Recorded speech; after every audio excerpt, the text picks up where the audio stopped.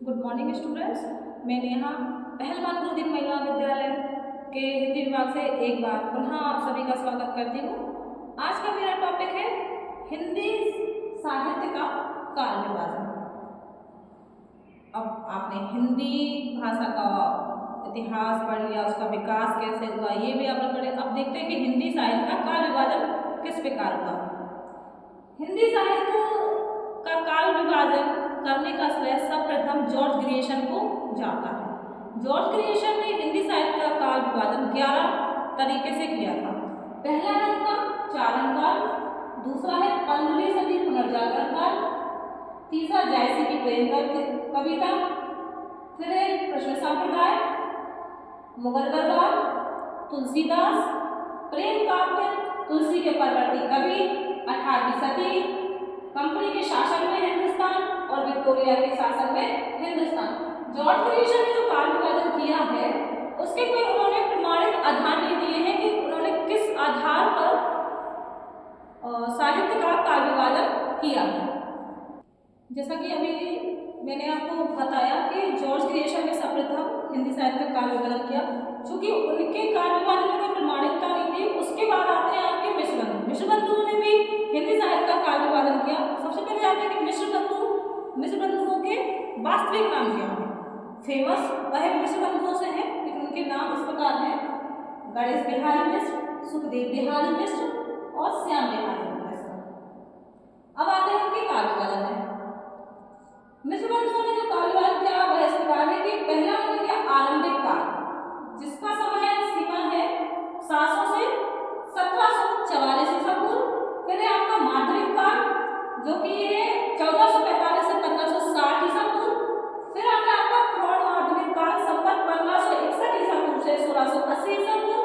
फिर है अलंकृत काल संवत 1681 ईसा पूर्व से 1790 ईसा पूर्व। फिर है उत्तरालंकृत काल संवत 1791 ईसा पूर्व से 1889 ईसा पूर्व। फिर है परिवर्तन काल संवत 1890 से 1925 ईसा पूर्व। फिर लास्ट है उन्हें वर्तमान काल जो जिसकी समय सीमा है 1926 से अब तक। चूंकि इनके भी काल विभाजन में कोई प्रमाणिकता नहीं है कि उन्होंने भी किस आधार पे किया और किस आधार पर इनका विभाजन कर दिया। सबसे अधिक प्रमाणिक आधार अगर किसी का माना जाता है हिंदी साहित्य के काल विभाजन में तो वह है आचार्य रामचंद्र शुक्ल का काल विभाजन। अब हम पढ़ते हैं आचार्य रामचंद्र शुक्ल के अनुसार हिंदी साहित्य का काल विभाजन। जैसा कि मैंने आपको भी बताया कि सबसे अधिक प्रमाणिक आधार आचार्य रामचंद्र शुक्ल के काल विभाजन में ही देखने को मिलता है, क्योंकि इन्होंने जिस आधार पर हिंदी साहित्य का काल विभाजन किया उन्होंने उसके आधार और साक्ष्य भी प्रस्तुत किए। किस आधार पर उन्होंने हिंदी साहित्य का काल विभाजन किया, उसका नामकरण उन्होंने क्यों किया। पहला उन्होंने किया वीर गाथा काल, जिसकी समय सीमा है 1050 से 1375।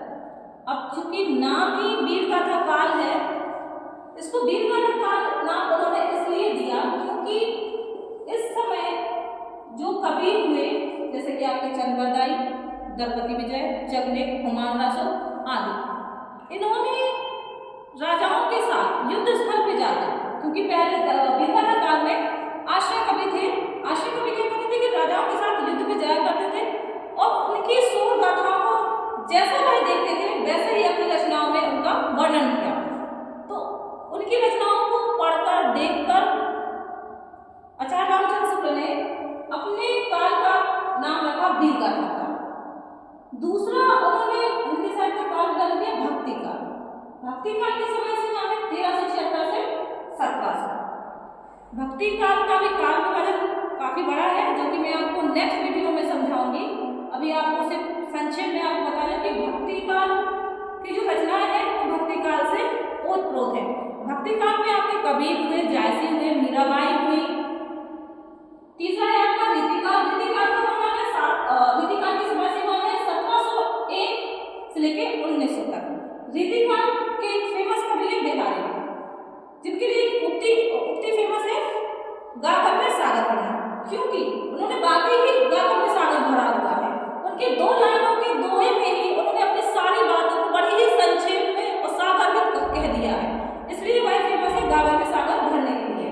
रीतिकाल के बाद है आपका आधुनिक काल। भक्ति काल हुआ, चाहे रीति काल हुआ, आधुनिक काल, इनका भी अलग अलग वर्णन हुआ है, जो कि जिसके